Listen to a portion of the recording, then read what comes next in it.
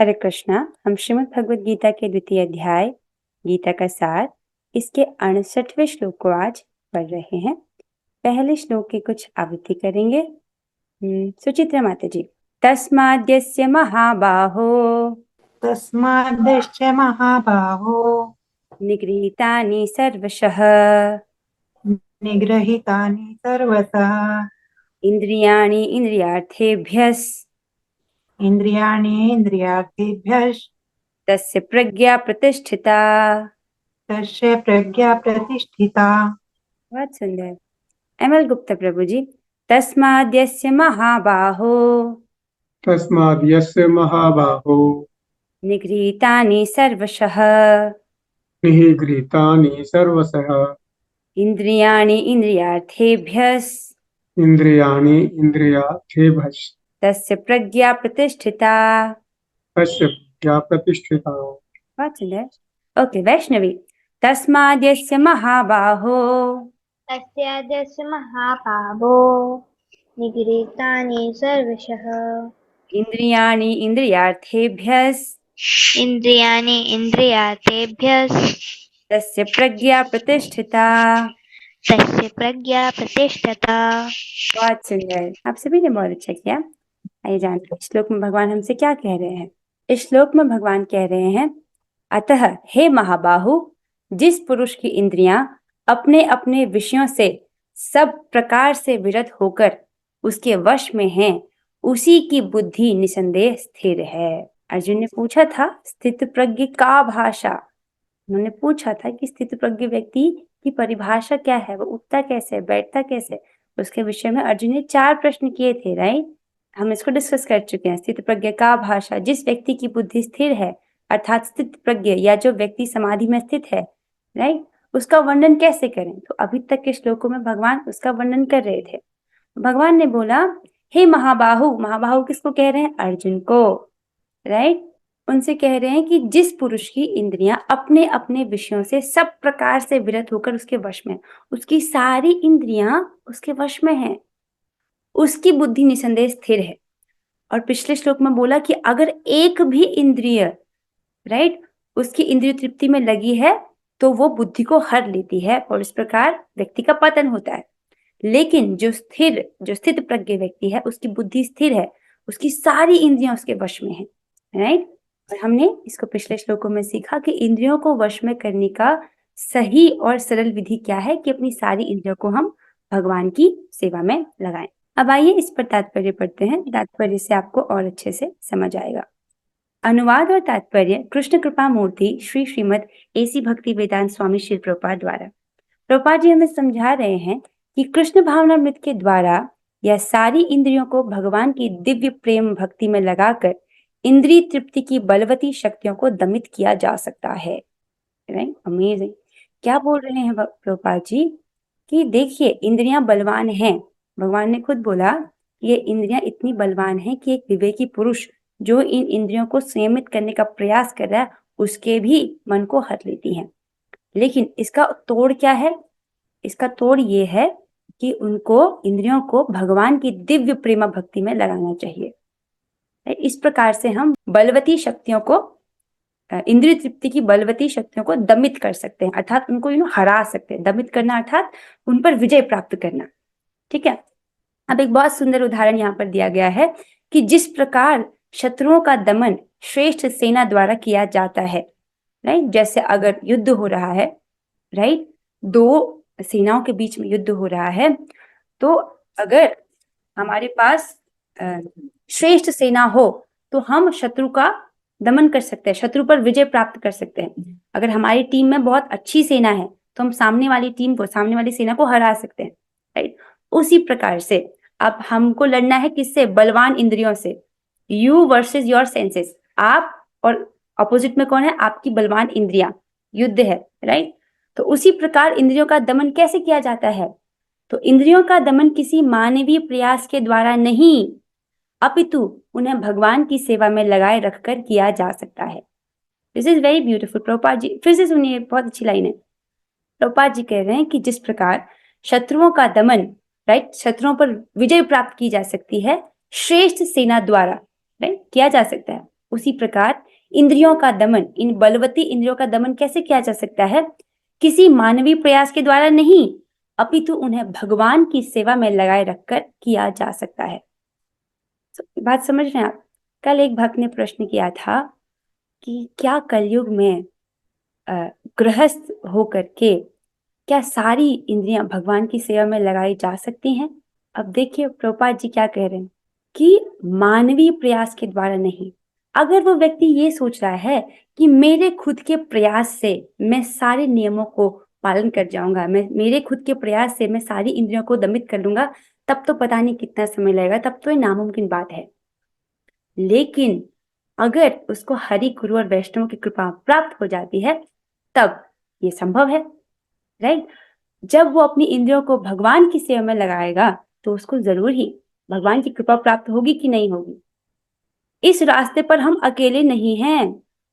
भक्त इसको बार बार भूल जाते हैं, उनको लगता है कि ये सारा हमको करना है। It is a team work, right? आपको अपने हिस्से की दौड़ बहुत अच्छे से दौड़नी है, राइट? फिर हमारी सहायता हेतु हरि गुरु और वैष्णव तैयार करें हैं, ठीक है? तो प्रभुपाद जी क्या कह रहे हैं कि इंद्रियों का दमन किसी मानवीय प्रयास के द्वारा नहीं। अगर व्यक्ति सोच रहा है कि मैं मेरे मानवीय प्रयास से कर जाऊंगा, उससे नहीं होगा। कैसे होगा? अपितु उन्हें भगवान की सेवा में लगाए रखकर किया जा सकता है, ठीक है? स्पष्ट है? यदि हमको हरि गुरु और वैष्णव की कृपा प्राप्त होती है तो ये संभव है। और अगर व्यक्ति ये सोच रहा है कि मेरे खुद के प्रयास से हो जाएगा, तब मुमकिन नहीं है, तब बहुत समय लग सकता है। देखिए विश्वामित्र को 60,000 साल लगे, उसके बाद भी उनका पतन हो गया। आगे चलते हैं। जो व्यक्ति यह हृदयंगम कर लेता है कि कृष्ण भावनामृत के द्वारा बुद्धि स्थिर होती है और इस कला का अभ्यास प्रामाणिक गुरु के पथ प्रदर्शन में करता है, वह साधक अथवा मोक्ष का अधिकारी कहलाता है। तो कौन है साधक, कौन है मोक्ष का अधिकारी? जिस व्यक्ति ने इस बात को समझ लिया, अपने हृदय में बिठा लिया, क्या कि कृष्ण भावनामृत के द्वारा बुद्धि स्थिर होती है, राइट? और वो इस कला का अभ्यास भी कर रहा है। कैसे कर रहा है? वो मनमाने ढंग से नहीं कर रहा, वो प्रामाणिक गुरु के पथ प्रदर्शन में कर रहा है। इसमें दो बातें हैं समझना। पहला तो वो व्यक्ति इस बात को समझ चुका है कि मेरी स्थिर बुद्धि होगी। कैसे होगी? कृष्ण भावनामृत के द्वारा ही होगी, राइट? जब तक बुद्धि स्थिर नहीं है, अर्थात मन चंचल है, तो मन कैसा रहेगा? अशांत। अगर व्यक्ति अशांत रहेगा तो अशांतस्य कुतः सुखम। अगर वो अशांत है तो उसको सुख कैसे मिलेगा, राइट? सुख तभी मिलेगा जब मन स्थिर होगा, राइट? और ये मन कैसे स्थिर होता है? केवल भगवान में ही स्थिर होता है। तो केवल कृष्ण भावनामृत के द्वारा ही हमारी बुद्धि स्थिर हो सकती है। समझना? पहली बात है कि उस व्यक्ति को, उस भक्त को ये बिल्कुल अच्छे से समझ आ गया है कि बुद्धि स्थिर होगी कब? कृष्ण भावनामृत से, राइट? अच्छा, और दूसरी बात है कि वो इस कला का अभ्यास कर रहा है। ये कृष्ण भावना भावित होने का अभ्यास कर रहा है। कैसे? प्रामाणिक गुरु के पथ प्रदर्शन में। तो देखिए आध्यात्म भी आध्यात्मिक गुरु भी कैसा होता है? डॉक्टर जैसा, राइट? जैसे अगर हम बीमार हैं, हम डॉक्टर के पास जा रहे हैं, तो डॉक्टर हमको दवाई दे देता है, बोल देता है कि सुबह शाम इसको खाना और ये चीजें मत करना, ये परहेज भी बताता है, ठीक है? तो हमको उसका पालन करना पड़ता है। हर वक्त डॉक्टर हमारे सर पर खड़ा नहीं रहता, उसने हमको बता दिया है शब्दों से कि देखो ये आपकी दवाई है, आपको सुबह शाम लेनी है, और ये चीजें जो आपको नहीं करनी है, राइट? उसी प्रकार जो हमारे आध्यात्मिक गुरु हैं श्रील प्रभुपाद जी, उन्होंने हमको बता दिया कि क्या चीजें करनी है, क्या चीजें नहीं करनी है, राइट? कम से कम 16 माला हरिनाम जप रोज करना है, राइट? जो भक्त 16 माला तक नहीं पहुंच पा रहे, कोई बात नहीं, आप जितना कर सकते हैं आप उतना कीजिए। क्यों? क्योंकि स्वल्पम अप्यस्य धर्मस्य त्रायते महतो भयात्। थोड़ा सा भी करने से बड़े बड़े महान भयों से रक्षा होती है। और इस प्रयास में ना तो हानि है ना ह्रास है, कोई लॉस नहीं है, कोई उल्टा प्रभाव नहीं है, और थोड़ा सा भी करेंगे तो बड़े बड़े भयों से रक्षा होती है। तो आप जितना कर सकते हैं उतना अच्छे से कीजिए। आई थिंक ज्यादातर भक्त तो हमारे ग्रुप में तो मैक्सिमम कर ही लेते हैं ना।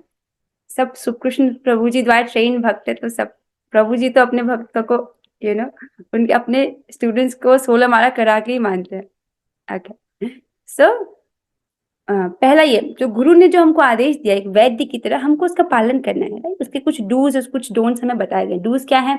ABCD। A फॉर भक्तों का संग में एसोसिएशन, भक्तों के संग में श्रवण कीर्तन करना। B फॉर बुक्स, ये भगवत गीता श्रीमद् भागवतम का पढ़ना, C for chanting and D for diet, केवल प्रसाद खाना, और वो 4 नियामक सिद्धांत जिसका हमको पालन करना होता है, राइट। अब यहाँ पर ये जो टीका है वो समाप्त होती है, कुछ प्रश्न उत्तर हैं। ओके, सो यहाँ पर 3 प्रश्न हैं। चलिए हम इसको डिस्कस करते हैं। अब आपकी बारी है। पहला प्रश्न है, किस प्रकार इंद्रिय तृप्ति की बलवती शक्तियों को दमित किया जा सकता है? सोनू माता जी, वेरी क्विक बताइए क्या इसका उत्तर है। इंद्रियों का दमन हम इस प्रकार कर सकते हैं, अगर हम अपनी इंद्रियों को भगवान के प्रति समर्पित करते हैं तब हमारी इंद्रियां जो है वो बलवती होती है, उनका दमन होता है। सॉरी, सही उत्तर है माता जी, बहुत अच्छा उत्तर। नेक्स्ट प्रश्न है, कौन साधक अथवा मोक्ष का अधिकारी कहलाता है? कौन साधक अथवा मोक्ष का अधिकारी कहलाता है? ओके, मदन मोहन प्रभु जी। जिसकी बुद्धि स्थिर होती है, मतलब बुद्धि स्थिर जब होती है, जब किसी की बुद्धि कृष्ण भावना अमृत में लगी रहती है, तो वो साधक मोक्ष का अधिकारी होता है। अच्छा, अच्छी कोशिश किया प्रभु आपने। वो व्यक्ति मोक्ष का अधिकारी या साधक कहलाता है जिसने हृदयंगम कर लिया, जिसने अपने हृदय में बात बिठा ली है कि कृष्ण भावनामृत के द्वारा ही बुद्धि स्थिर हो सकती है, और वो उसका अभ्यास कर रहा है एक प्रमाणिक गुरु के अंडर, उनके निर्देश में, अपने मनमाने ढंग से नहीं कर रहा। बहुत अच्छा प्रयास किया आपने। अगला प्रश्न है, क्या इंद्रियों का दमन किसी मानवीय प्रयास के द्वारा किया जा सकता है? मतलब क्या खुद के बल पर हम अपनी इंद्रियों को जीत सकते हैं? ये है इसका सिंपल सी भाषा में। ओके, सुचित्रा माता जी, क्या है इसका उत्तर? इंद्रियों का दमन किसी मानवीय प्रयास के द्वारा नहीं, बल्कि उन्हें भगवान की सेवा में लगाकर दमन किया जा सकता है। बहुत सुंदर, बहुत सुंदर। देख रही हूँ मैं, बच्चे हाथ खड़ा करते हैं और आपको उत्तर पता है। Very very good. ओके, अब इसको देखिए, ऐसा होता कैसे है, ये होता कैसे है। तो शुरुआत में व्यक्ति की इंद्रियां होती हैं दूषित, राइट, उनमें भौतिक वासनाएं होती है, तो इंद्रियां दूषित होती है। अब जैसे जैसे हम उसको भगवान की सेवा में लगाते हैं, तो भगवान कैसे हैं? दिव्य, राइट। भगवान न तमोगुणी है, न रजोगुणी है, न सत्वगुणी, भगवान है दिव्य। तो जैसे जैसे हम अपनी इंद्रियों को भगवान की सेवा में लगाते हैं, अर्थात हम दिव्य वस्तु का सेवन कर रहे हैं, हम निर्गुण वस्तु का सेवन कर रहे हैं, तो हमारी जो इंद्रियां हैं वो क्या होती जाती हैं? वो शुद्ध और पवित्र होती जाती हैं। अब जितनी ज्यादा इंद्रियां पवित्र हो रही हैं, उतना ज्यादा उनको कंट्रोल करना आसान हो रहा है। आप समझ रहे हैं इस बात को, कैसे ये काम करता है? इसलिए बोलते हैं कि अगर हम प्रसाद खा रहे हैं तो हमारी जीभ जो हो जाती है वो पवित्र हो जाती है, और जब प्रसाद खाते हैं तो उससे हमारा उदर और उपस्थ ये भी पवित्र हो जाता है, अगर हम केवल प्रसाद वाले नियम को फॉलो करें तो। ये बहुत है सिंपल बात, लेकिन इसके पीछे पूरा सब कुछ निर्भर करता है इस पर। ओके, सो विद दिस ये श्लोक यहाँ पर खत्म होता है। यहाँ पर ये श्लोक पर चर्चा जो है वो समाप्त होती है। एक कथा भी है जो हम डिस्कस करना चाह रहे हैं इसी श्लोक के संबंध में, जो श्रीमद् भागवतम में आती है। अब हम एक कथा करते हैं, हम उसे आज पूरा नहीं कर पाएंगे क्योंकि कुछ ही समय है, पर शुरू कर सकते हैं। कर लेना शुरू, राइट। इस कथा का नाम है कली को दंड तथा पुरस्कार। ये श्रीमद् भागवतम के प्रथम स्कंद के 17वें अध्याय से ली गई है, ठीक है। कुछ भक्तों को ये कथा पता होगी, लेकिन हमारे बीच में कुछ नए भक्त भी हैं जिनको ये कथा नहीं पता है। जितनी बार पढ़े उतना अच्छा है, राइट, उतनी बार ये हमको पवित्र करती है। सो चलिए इसे पढ़ते हैं, देखते हैं हम इसे आज कितना कर पाते हैं। सूत गोस्वामी ने कहा, उस स्थान पर पहुंचकर महाराज परीक्षित ने देखा कि एक नीच जाति का शूद्र राजा का वेश बनाए एक गाय तथा एक बैल को लठ से पीट रहा था, मानो उनका कोई स्वामी ना हो। बैल इतना धवल था कि जैसे श्वेत कमल पुष्प हो। तो परीक्षित महाराज ये देख रहे हैं कि एक शूद्र जैसे दिखने वाला व्यक्ति जिसने राजा का भेष बनाया है, वो एक गाय को और एक बैल को लाठी से पीट रहा है, बेरहमी से पीट रहा है। और वो बैल कैसा दिखता है? धवल है, एकदम श्वेत सफेद, जैसे कमल का पुष्प हो। वह शूद्र उसे अत्यधिक भयभीत था, वह उस शूद्र से अत्यधिक भयभीत था जो उसे मार रहा था। वह इतना डरा हुआ था कि एक ही पैर पर खड़ा थरथरा रहा था और पेशाब कर रहा था। यद्यपि गाय उपयोगी है क्योंकि उससे धर्म प्राप्त किया जा सकता है, किंतु अब वह दीन तथा बछड़े से रहित हो गई थी। उसके पांवों पर शूद्र प्रहार कर रहा था, उसकी आंखों में आंसू थे और वह अत्यंत दुखी तथा कमजोर थी। वह खेत की थोड़ी सी घास के लिए ललाई थी। तो ये शूद्र व्यक्ति एक गाय को और बैल को लाठी से पीट रहा है। वो बैल कैसा है? एकदम श्वेत कमल पुष्प जैसा है और वो अपने एक पैर पर खड़ा है। ये तीनों पैर जो हैं वो कट चुके हैं, एक पैर पर खड़ा है। और गाय क्या है? वो थोड़ी सी घास के लिए लालायित है, वो बहुत दुखी है। और बैल उस शूद्र से बहुत भयभीत है, बहुत डरा हुआ है, इतना कि वो थरथरा रहा है और खड़े खड़े पेशाब कर रहा है। आगे बढ़ते हैं। धनुष बाण से, और ये इस दृश्य को कौन देख रहे हैं? महाराज परीक्षित। महाराज परीक्षित कौन है? वे अर्जुन के पोते और अभिमन्यु के पुत्र। अर्जुन के पुत्र का नाम है अभिमन्यु, अभिमन्यु के पुत्र का नाम है परीक्षित, राइट? महाराज परीक्षित। तो महाराज परीक्षित ने जब ये देखा तो क्या हुआ? धनुष बाण से सज्जित तथा स्वर्ण जटित रथ पर आसीन महाराज परीक्षित उससे, उस शूद्र से मेघ के समान गर्जना करने वाली गंभीर वाणी से बोले।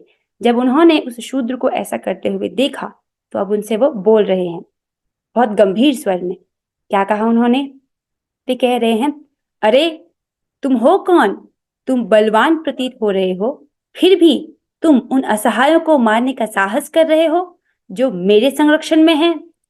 वेश से तुम देवतुल्य पुरुष राजा बने हुए हो, किंतु अपने कार्यों से तुम द्विज क्षत्रियों के सिद्धांतों का उल्लंघन कर रहे हो। अरे धूर्त, क्या तुम इस निर्दोष गाय को मारने का दुस्साहस इसलिए कर रहे हो कि भगवान कृष्ण तथा गांडीवधारी अर्जुन दृष्टि से बाहर हैं? चूंकि तुम इस निर्दोष को एकांत स्थान में मार रहे हो, अतएव तुम अपराधी हो और वध किए जाने योग्य हो।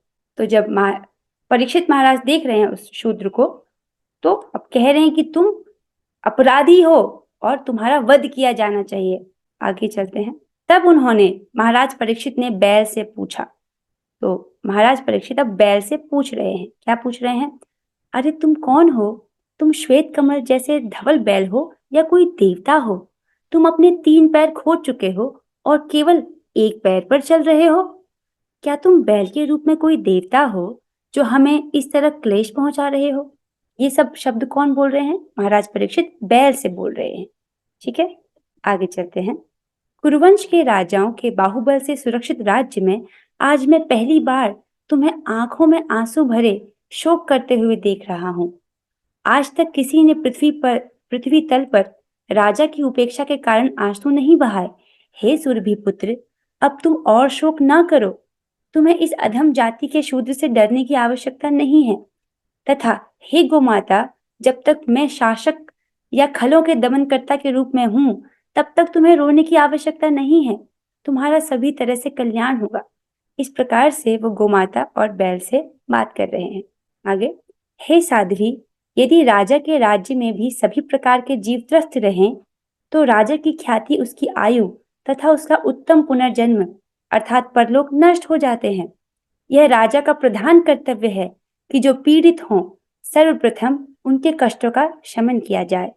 अतएव मैं इस अत्यंत दुष्ट व्यक्ति को अवश्य मारूंगा, क्योंकि यह अन्य जीवों के प्रति हिंसक है। उन्होंने, अर्थात महाराज परीक्षित ने, बैल को बारंबार संबोधित करते हुए इस तरह से पूछा, हे सुरभि पुत्र, तुम्हारे 3 पांवों को किसने काट लिया है?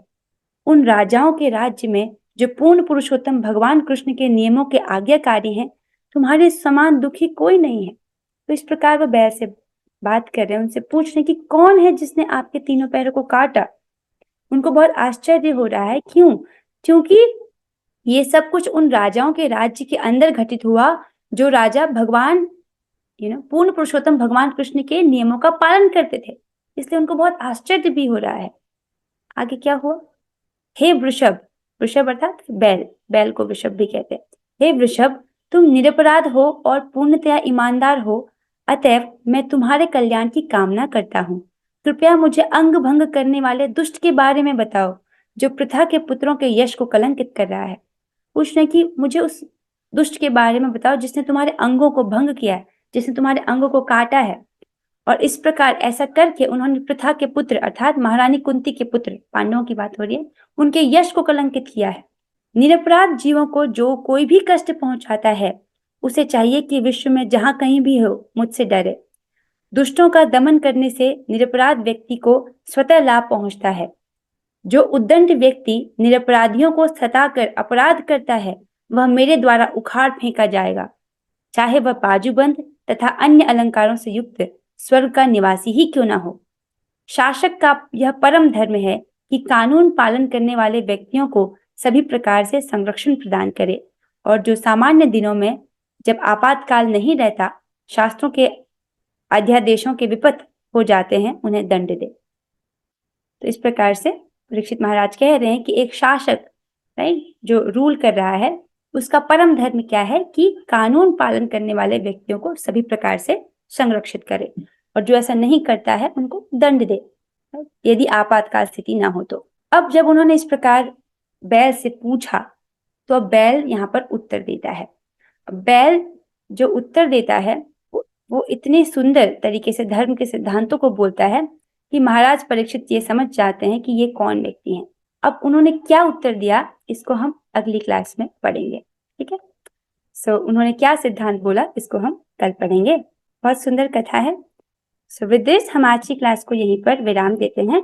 अब हम सब 3 बार हरे कृष्ण महामंत्र करेंगे। Let us do it together.